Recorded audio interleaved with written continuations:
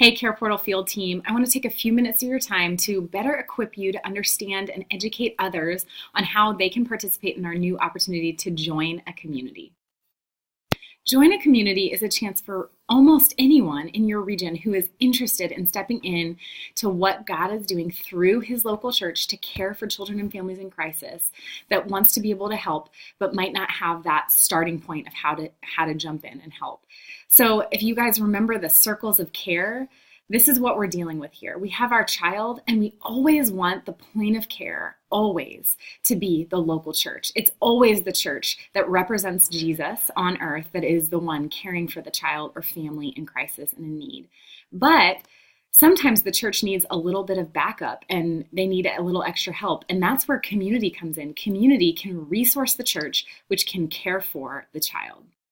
So why offer an opportunity like this? Why would we make it available for really any and everyone to jump in and help? The reason is this: in every community, there are people who care. There's individuals, there's businesses, there's organizations that care about what's happening in their community, that care about their neighbors, and that care about children and families in crisis, and they want to help. And they've been coming to us saying they want to help. And this Join a Community opportunity allows us to let them help while still keeping the church at the very center of caring for these children and families. In addition, there are communities of churches all across the world that have a plethora of needs coming at them. They are in an area of critical need for many reasons. They could be in an area of critical need because they're just an under-resourced community. They could be an area of critical need because it's a community of concentrated poverty, or because they've just been hit by a natural disaster. There's a variety of reasons why they have critical needs. And within themselves, as the local churches there, they might not have enough to meet those needs, but they're there, they're on the front lines, and they're caring. They just need support. They just need backup. And so now we can partner people who care with those churches that are doing the caring, and we can do way more for all the children and families in crisis. So how does this work? Well, it's pretty simple. You go to our website, careportal.org, you scroll over to the Partners tab, and you click down on Join a Community. That's going to bring you to a page where you can read more about the opportunity and how it works. All you have to do is enter your email address to get started.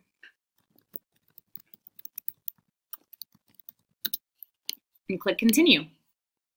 It's going to take you to a very straightforward form that you can fill out and identify which communities of critical need are you wanting to opt into to learn about the needs of that specific community.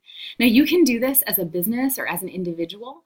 If you're a business or an organization, you will want to have one primary contact for that business or organization who will be doing the enrolling on that. And you'll write the name of your business or organization here in this line, but it's not mandatory. So if you want to just register as an individual, you can leave that blank, or you can just write self.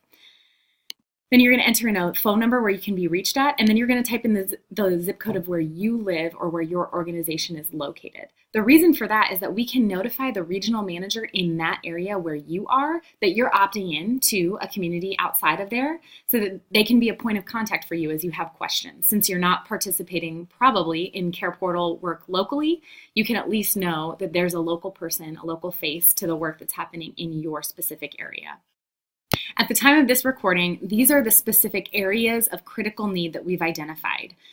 There's different reasons for these being identified. Some are because of natural disasters and a higher level of needs for a specific amount of time.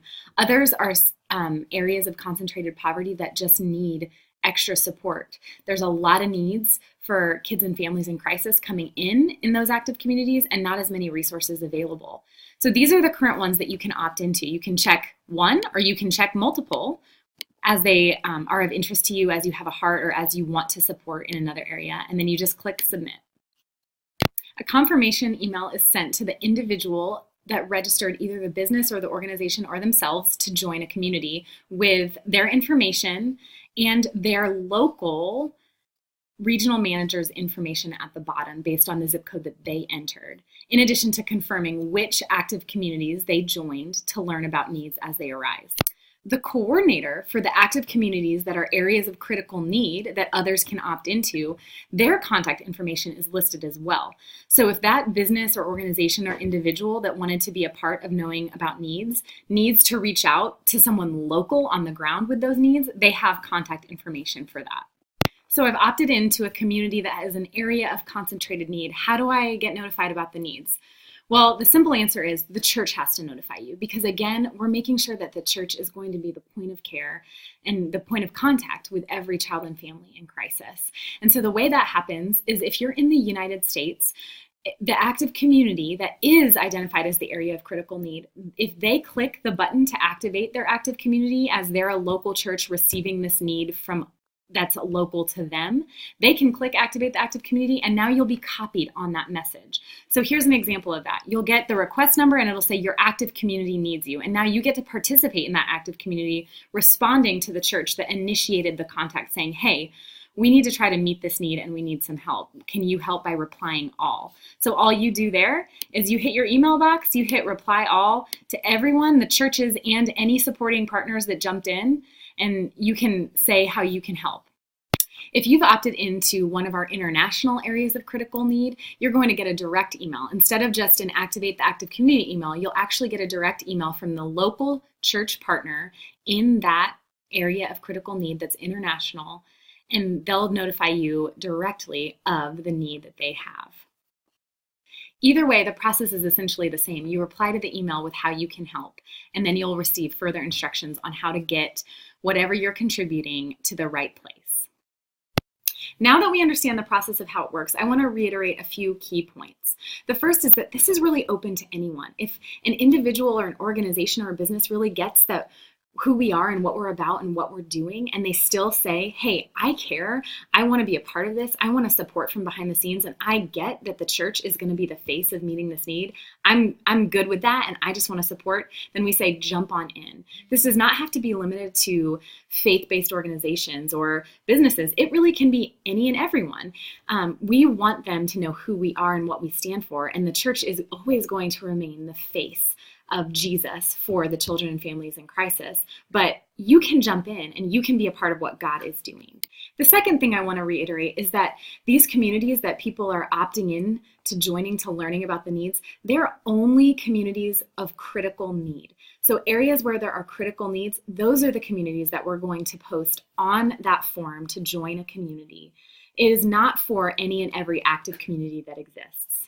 The way we identify those areas of critical need are looking for the greatest delta between need and available resources. So where we see the biggest difference between the amount of need and the amount of resources, those are what we're calling areas of critical need. And you, as a regional manager, can work to identify some of those areas in your region along with your state director, and those can be added on to the opportunities for others to join in. So what's next? What are the action items? What are we supposed to do? Well, if you're a regional manager, the first thing to do is think through your region. Have you connected with organizations or businesses that have said, hey, I want to help, I just don't know how? Well, go to them first. Let them know about this opportunity and show them how it works and allow them to opt in to hear needs from areas of critical need. The next thing to do is think through your region and identify, is there an area of critical need in my region? Is there a place where there is a big gap between the amount of needs and the amount of resources that we're seeing? And if so, then talk to your state director about identifying it as a designated area of critical need on the Join a Community page. The next thing to do is inform the churches in your region. They are potentially interested in this opportunity as well. They might want to know about international needs. They might want to know about the community of concentrated poverty that's just around the corner, but they're not in that active community, but they want to help. So this is a great opportunity for Church Point people as well to opt into hearing needs outside of their own active community and being pulled in for that.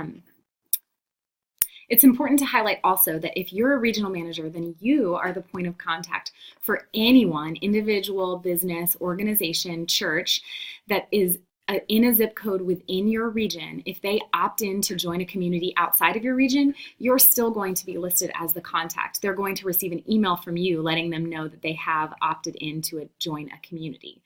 So even if you don't have information about the local area that they've opted into, you can still be the connector. So you can reach out to the local person in that area if you don't know the answer, if they reach out to you. But you, because you are their regional manager, because they live or reside in your region, you're going to be their point of contact. The last thing is, if you do, in fact, identify an area of critical need, you're going to have to make that an official active community in your interface. I'll show you how to do that in just a minute, but it's really important that you notify those churches in that active community that's identified as an area of critical need of the opportunity available to them. They need to understand that when they hit activate the active community, they're not just going to reach each other anymore. They're going to reach any supporting partner that opted in to join their community. This part of the video is bonus material. I'm going to train you on how to create active communities or edit active communities. So if you already know how to do that, skip this part. But if you don't, this is important because once you've identified an area of critical need that you want to become a community that others can opt into to support the local churches on the ground, you've worked with your state director and you've said, yes, this is an official area of critical need, you're going to need to make sure that it's its own separate active community in your interface. So if you log into your interface, you have all of these tabs at the top. Click on Team and then click on Active Communities. This will take you to a list of all of your existing active communities in your region that you've identified. You've identified the name, the coordinator, all of the zip codes that that active community makes up. Now, if you've identified an area of critical need in your region, that area needs to be its own separate active community. So maybe you and your state director have said, you know what, these 2 zip codes in particular have really high needs, but those 2 zip codes are already a part of one active community. You're going to have to take them off of that active community and create a new active community with just those 2 zip codes. So you can click here, Edit. You can take off any of the zip codes that you don't want to be a part of that active community.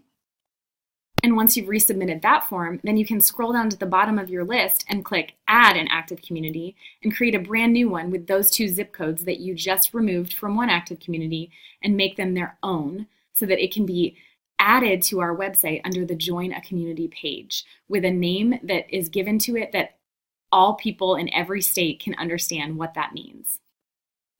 So if I were doing this, I might be really specific and say, I'm doing the northeast of Kansas City, Missouri. That's the active community I'm creating. And I'll select which region, I'll select which coordinator, I might even add a new one, and then I'm going to add just those 2 zip codes. And that way, when we go to upload that to our site as one of the communities that others can opt into, it's already been created. And so any churches in that community that click Activate the Active Community can now notify others. This opportunity is really exciting for us to continue to grow in our communities and to expand our impact so that the local church can really care for our children and families in crisis the way that God has called us to. Thanks so much for watching, guys, and reach out to us with any questions.